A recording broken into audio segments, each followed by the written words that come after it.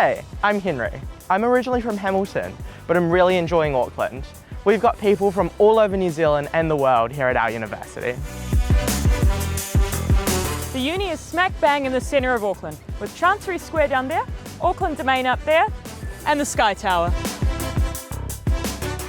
I need some me time, and there's no better place than the Auckland Art Gallery. I said me time. One of the great things about Auckland is that everything's on your doorstep, from stores to supermarkets, from parks to places to eat. I love shopping at Newmarket. It's a short bus trip or a refreshing walk away. The Auckland Domain is a great place to chill. You can go for a walk, explore some gardens, or just chill under some shade.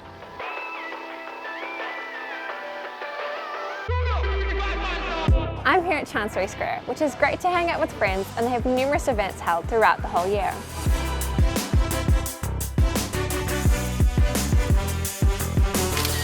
Nice view, right? That's me done for the day. Catch you later.